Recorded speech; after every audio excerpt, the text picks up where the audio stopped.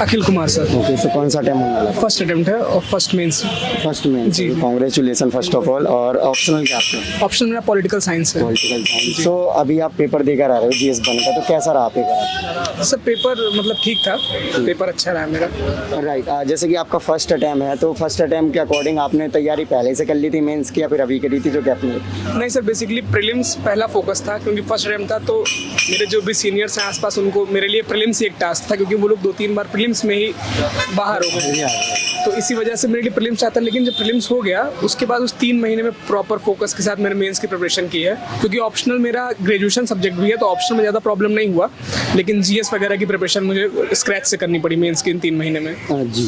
Okay, जैसे कि आपका PSIR पॉलिटिकल साइंस आपने बताया आपका ऑप्शनल है, तो आपको क्या लगता है कि आपके प्रीलिम्स में एंड मेंस में किस प्रकार से हेल्प होने वाला है, क्योंकि इसका ओवरलैप काफी बिल्कुल होता है? बिल्कुल सर, प्रीलिम्स में तो आपको पॉलिटी के क्वेश्चंस तो एज सच ऑप्शनल के तो नहीं देखने को मिलते हैं, बट अगर आपका बेस क्लियर है तो जो बेसिक बुक है प्रीलिम्स जैसे लक्ष्मीकांत वगैरह, ये काफ़ी आसानी से समझ में आने लगती है। और दूसरी चीज़ मेंस में अब जैसे GS2 है, इसमें इंटरनेशनल रिलेशन के 1-2 क्वेश्चन आते ही आते हैं। तो अगर आप पेपर 2 का सेक्शन पेपर ऑप्शनल पेपर 2 का सेक्शन बी में आप IR के सारे करंट अफेयर करते ही हो, तो इसके लिए अलग से कुछ करंट अफेयर करने की ज़रूरत नहीं पड़ती है। दूसरी चीज़ गवर्नेंस वगैरह में आपको रिपोर्ट्स, कमेटी की रिपोर्ट्स, इन सबको तो मदद मिलता है ऑप्शनल से। और बाकी उसमें पेपर ऑप्शनल का पेपर 1 का जो पार्ट 2 होता है, वो भी basically Indian government and politics ही है। तो अगर आप उसमें कैग के बारे में पढ़ रहे हो तो उसको आप GS2 में लिख सकते हो। मतलब ये ओवरलैप चलता रहता है सर। राइट, सो बात करी जाए जैसे कि इसमें 3 मेजर सब्जेक्ट आते हैं आपका, हिस्ट्री, ज्योग्राफी एंड सोसाइटी। तो हिस्ट्री में भी 3-4 सेक्शन है, आर्ट एंड कल्चर भी देख लो, एंशिएंट, मिडिवल एंड मॉडर्न देख लो।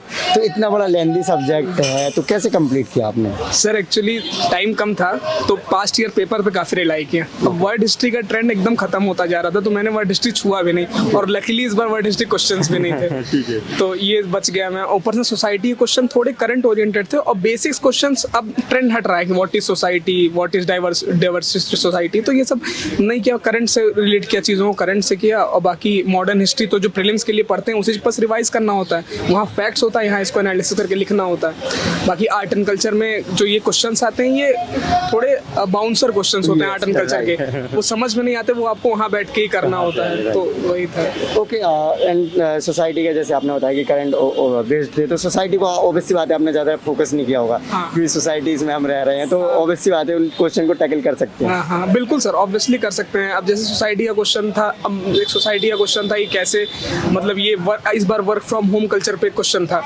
तो वर्क फ्रॉम होम कल्चर तो आप बेसिकली रोज देख रहे हो, अपने घर में ही देख रहे हो, वर्क फ्रॉम होम से फैमिली रिलेशनशिप में क्या फर्क पड़ा है, वही आपको लिखना है वहाँ पे जाके।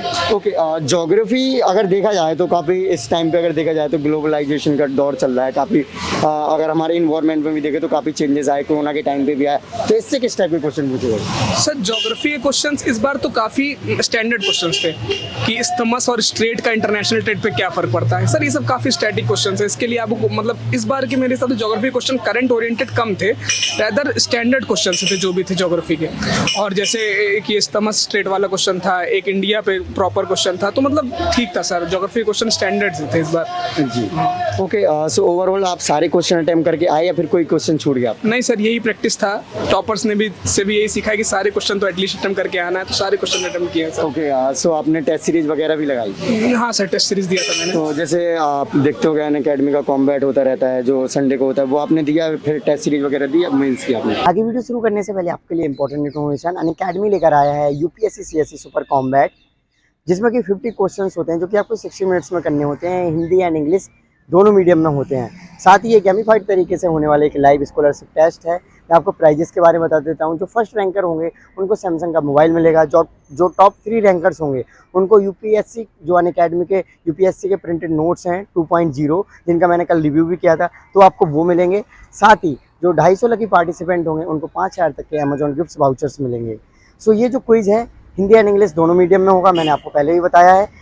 18 सितंबर को होने वाला है सुबह 11 बजे के, यानी कि संडे को। सो फ्री में एनरोल होने के लिए लिंक वीडियो के डिस्क्रिप्शन में है, एंड मेरा कोड स्टूडेंटो जरूर यूज़ करें। साथ ही मैं आपको बता देता हूँ आगे UPSC CSE mains test series 2023 के लिए जो स्टूडेंट्स 2023 के लिए प्रिपरेशन कर रहे हैं वो डेफिनेटली अनअकैडमी के टेस्ट सीरीज में एनरोल कर सकते हैं।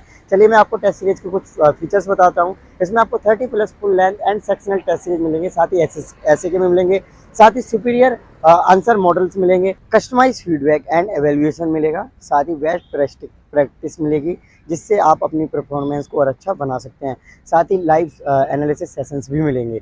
सो ये जो टेस्ट सीरीज़ है ओनली 14,990 रुपये में मिलने वाला है। तो सब्सक्रिप्शन लेने के लिए लिंक वीडियो के डिस्क्रिप्शन में है। सो आप जाके इनरोल कर सकते हैं, कॉम्बैट में भी कर लेना और इसमें भी कर लेना, लिंक वीडियो के डिस्क्रिप्शन में है। एंड मेरा कोड स्टूडेंट को जरूर यूज़ करें।